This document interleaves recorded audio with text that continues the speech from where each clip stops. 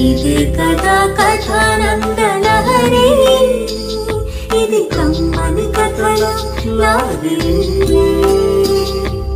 కమ్మని కథల లాహిరి, ఇది కమ్మని కథల లోహిరి. కథానందలహరి మిత్రులకు సభ్యులకు నమస్కారం. నేటి కథ పిక్ ప్యాకెట్ పీతాంబరం. రచనా సమర్పణ చిర్రావూరి మదన్ మోహన్.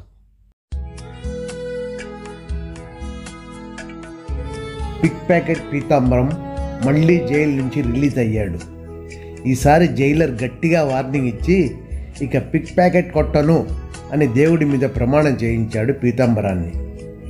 జైలు నుంచి బయటికి వచ్చిన 2-3 రోజుల్లో ఒకరోజు నిద్రతో గడిచిపోయింది.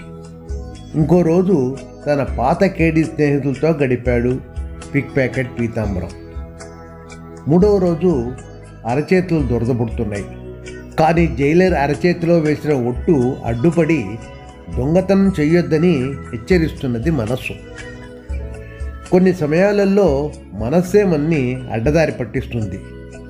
పిక్ ప్యాకెట్లు జేబులు కత్తిరించాలని ఒట్టు వేశావు కానీ మోసం చేయనని చెప్పలేదుగా. మోసం అంటే నీ టాలెంట్, తెలివిని ఉపయోగించి చేసే కార్యం. అది అందరి వల్ల వీలు కాదు అని పీతాంబరాన్ని పురికొల్పింది మనస్సు. పిక్ ప్యాకెట్ పీతాంబరానికి ఇంకో అలవాటు ఉంది. అతను ఒక క్లెప్టోమేనియా పేషెంట్. కనిపించినా కావలసిన అక్కర్లేని సామాన్లను లాఘవంగా కాజేస్తుంటాడు. ఇలా ఇదివరలో కాజేసిన వాటిల్లో ఓ డ్రాఫ్ట్మెన్ 100 మీటర్ మెషరింగ్ టేప్ మీద అతని కన్ను పడింది. ఇన్నాళ్ళు దాన్ని అతడు ఉపయోగించలేదు. అది ఉపయోగించే సందర్భమే రాలేదు. దాన్ని ఎలా ఉపయోగించాలో కూడా తెలియదు. ఆలోచిస్తున్నాడు పీతాంబరం. అతని బుర్రలో ఓ చిలిపి ఆలోచన తట్టింది. వెంటనే ఆ టేపుతో మెయిన్ బజార్కి వెళ్ళాడు ఒక డైరీతో. ఆ మెయిన్ బజార్లో ఎదురెదురుగా 2 పెద్ద హోటల్స్, ఒకటి మలయాళం నాయర్ది, ఇంకొకటి ఉడిపి రాయర్ది. వారిద్దరి మధ్య పచ్చ గడ్డి వేస్తే భగ్గుమంటుంది. వ్యాపారంలో వారిద్దరూ బద్ధ వైరీలు. ఆ సంగతి పీతాంబరానికి బాగా తెలుసు. అక్కడ కనిపించిన ఓ అమాయక పెద్ద మనిషిని చూసి, సార్, నేను పీడబ్ల్యూడీ హైవే డిపార్ట్మెంట్ నుంచి వస్తున్నాను. ఈ రోడ్డు పెద్ద చేయాలని ఆర్డర్సు. నా కూడా పనిచేసే ఆయన ఇవాళ సెలవు. కాస్త టేపు ఒక సైడ్ పట్టుకుంటే రెండో సైడ్ వెళ్ళి కొలతలు తీసుకొస్తాను. బాధ్యత గల దేశ పౌరుడిగా మీకు గవర్నమెంట్ వారికి సహకరించిన తృప్తి ఉంటుంది అన్నాడు. మాటల మధ్యలో ఆయన పేరు రామారావు అని తెలుసుకున్నాడు. ఆ పెద్ద మనిషి నిజమేననుకొని ఒక సైడ్ పట్టుకొని ఆ హోటల్ ముందు నుంచున్నాడు. టేపును లాగి తిప్పుతూ రోడ్డు దాటి రెండో పక్క ప్లాట్ఫామ్ వైపు ఉన్న ఆ హోటల్ దగ్గరే ఆగిపోయి ఏదో ఆ పాత డైరీలో రాసుకోవటం మొదలుపెట్టాడు పీతాంబరం. ఇంతలో ట్రాఫిక్ జామ్. అందరూ వీరినే చూస్తున్నారు. పీతాంబరం, రామారావు గారు, ఇంకాస్త 7 అడుగులు వెనక్కి వెళ్ళండి, అదే కరెక్ట్ అని తను కూడా హోటల్ సైకిల్ పార్కింగ్ దాటి ఆల్మోస్ట్ ఎంట్రన్స్ దగ్గర నుంచొని ఏదో లెక్కలు రాస్తూ ఉన్నాడు. ఇంతలో ఎదురు హోటల్ ఓనర్ నాయర్ ఆ పెద్ద మనిషిని విషయం ఏమిటని అడిగితే ఆయన రోడ్డు పెద్ద చేయబోతున్నారన్న సంగతి అతనితో చెప్పాడు. ఇంతలో ఈ వైపు ఉన్న హోటల్ ఓనర్ బయటకు వచ్చి ఏమిటిది అని అడిగాడు. పీతాంబరం అతనికి బదులు చెప్పకుండా, రామారావు గారు, మీరు ఇటు రండి, నేను అటు వస్తాను అని చెప్పి ట్రాఫిక్ జామ్ని సడలించి తను అటువైపుకి వెళ్ళాడు.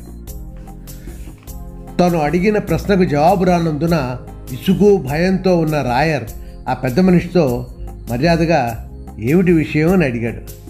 ఆయన ఎదురు నాయర్కి చెప్పినట్టు రాయర్తో ఈ రోడ్డును వెడల్పు చేస్తున్నారని చెప్పి టేపుతో పీతాంబరం చెప్పిన చోట నుంచున్నాడు. సార్, ఇంకొంచెం వెనక్కి వెళ్ళండి, 5 అడుగులు, చాలు, వచ్చేయండి అన్నాడు. అప్పటికే హోటల్ మెట్లు దాటి క్యాష్ కౌంటర్ దాకా వెళ్ళి నుంచున్న పెద్ద మనిషి టేపుతో పీతాంబరం దగ్గరికి వెళ్ళాడు. ఇది చూసిన హోటల్ ఓనర్లు వీళ్ళని వెంబడించారు.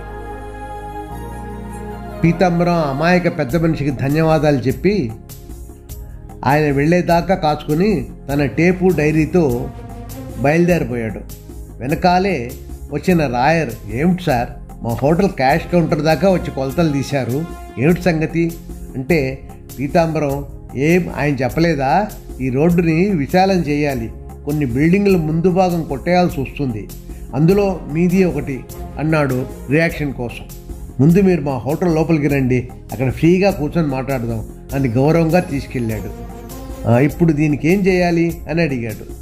నాకేం వద్దు, ఆయనకి మాత్రం 10,000 ఇస్తే ఆపేస్తాడు, నాకు మీరు స్వీట్ ప్యాకెట్ ఇవ్వండి చాలు అని నోరు మూసే లోపల తన చేతిలో 10,000 కట్ట పెట్టాడు రాయర్.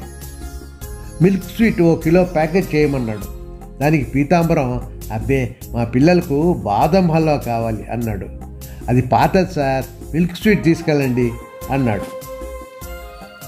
బాదం హల్వా ధర ఎక్కువని మోసం చేస్తున్నాడు అనుకొని, పర్వాలేదు సార్, మా పిల్లలకి అదే ఇష్టం, పాతదైనా పర్వాలేదు అని బాదం హల్వా పట్టుకెళ్ళాడు పీతాంబరం. ఇదే డ్రామా ఎదురు హోటల్ లాయర్తో కూడా చేసి అక్కడి నుంచి ఓ గిఫ్ట్ కొట్టేసి ఇంటికి వెళ్ళాడు. అందరూ తృప్తిగా ఆ స్వీట్లు తిన్నారు. మర్నాడు అందరికీ వాంతులు బేదీలు. అది నిజంగానే ఓల్డ్ స్టాక్, అందుకే అతనికి అలా జరిగింది. పరిస్థితి విషమిస్తుంటే ఇంటిల్లిపాది హాస్పిటల్లో చేరి 2-3 రోజులు ఉండి మొత్తం 25,000 ఖర్చు పెట్టి డిశ్చార్జ్ అయ్యారు. వాడిపోయిన భార్యా పిల్లల ముఖాలు చూసి జైలర్కు తను చేసిన వాగ్దానం జ్ఞాపకం తెచ్చుకొని బుద్ధి తెచ్చుకొని రోజు కూలికి వెళ్ళటం మొదలుపెట్టాడు పిక్ ప్యాకెట్ పీతాంబరం. పిక్ ప్యాకెట్ పీతాంబరం రచనా సమర్పణ చిర్రావూరి మదన్ మోహన్.